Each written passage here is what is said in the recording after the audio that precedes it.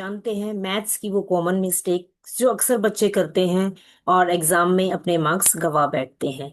अगर आप एक पेरेंट्स हैं तो ये वीडियो देखिए अपने बच्चे को समझाने के लिए कि वो इन मिस्टेक्स को ना करे और एग्जाम में अच्छे मार्क्स स्कोर कर सके। अगर आपका कोई छोटा भाई बहन जो छोटी क्लास में है बात तो सही तो है। आप ये वीडियो उसके लिए भी देख सकते हैं। तो चलिए बढ़ते हैं। मैथ्स की वो कॉमन मिस्टेक नंबर 1 जो अक्सर आप लोग करते हैं एग्जाम में और अपने मार्क्स गवा बैठते हैं। मिस्टेक नंबर 1 है डिवीजन बाय जीरो।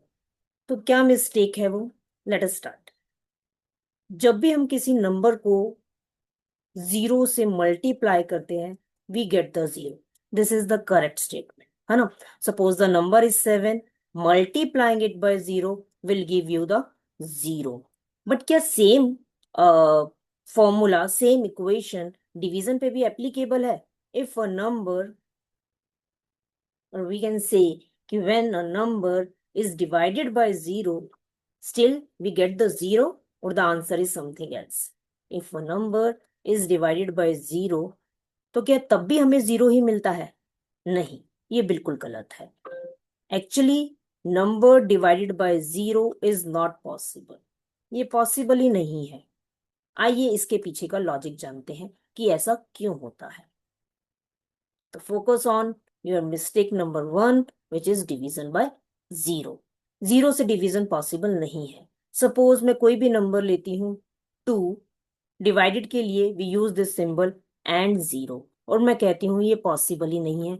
जानते हैं कि आपने फ्रैक्शन में पढ़ा होगा कि सपोज 1/2 जो ऊपर का पार्ट है जिसे हम न्यूमरेटर बोलते हैं वो होता है पार्ट टेकन, और जो डिनोमिनेटर होता है वो होता है पार्ट्स डन। तो 2 इज द पार्ट डन कि हमने दो हिस्से किए, एंड न्यूमरेटर होता है पार्ट टेकन, उसमें से एक हिस्सा लिया गया। दो हिस्से किए, एक हिस्सा लिया गया। सेम इक्वेशन अगर हम 2/0 इसको चेक करें तो हमने जीरो मतलब कोई हिस्सा किया ही नहीं, तो उसमें से दो हिस्से कैसे लिए जाएंगे? Definitely this is not possible. So hopefully अब आप समझ गए होंगे कि डिवीजन बाय जीरो पॉसिबल क्यों नहीं है। चलिए बढ़ते हैं मिस्टेक नंबर 2 की तरफ। मिस्टेक नंबर 2 वो कौन सी मिस्टेक है जो बच्चे अक्सर करते हैं और एग्जाम में अपने मार्क्स गंवा बैठते हैं? ये देखिए, ये क्वेश्चन है। A man takes 8 minutes to cut log of wood into 5 pieces। तो let me write down here कि वो 8 minutes लेता है, okay, to cut the 5 pieces। So I have to write it like that, like ki 5 pieces, 8 minutes. For 5 pieces, a person is taking what? 8 minutes. Okay. So now the question is कि how long will it take to cut the 10 pieces? 10 pieces के लिए वो कितने minute लेगा? 10 pieces के लिए तो हम देख रहे हैं नंबर ऑफ पीसेस डबल हो रहे हैं, तो most of the student will go की 16 minutes। ओके। और बट यू कैन डू कि 5 pieces के लिए 8 8 minutes लग रहे हैं। For the 1 pieces it will be 8/5 and multiply by 10। So again you are getting 16 minutes। मगर दोस्तों जान लीजिए कि ये आंसर बिल्कुल गलत है। तो चलिए जानते हैं क्या है इसका करेक्ट फॉर्मेट। देखिए, सपोज ये आपके पास वो लॉग ऑफ वुड है जिसके आपने 5 pieces करने हैं। Okay, so for the 5 pieces, I will make the one cut here. 2, 3, 4. I make the 4 cut, and you can count कि the number of pieces is already 5. 1, 2, 3, 4, 5. Means 4 cut लगाने से 4 cut लगाने से ही मुझे 5 pieces मिल गए हैं। So actually the equation is कि 4 cut, for the 4 cut, making 4 cut on the log of wood, he is taking 8 minutes. So for one cut he will take 8 divided by 4, means 2 minutes. Got it?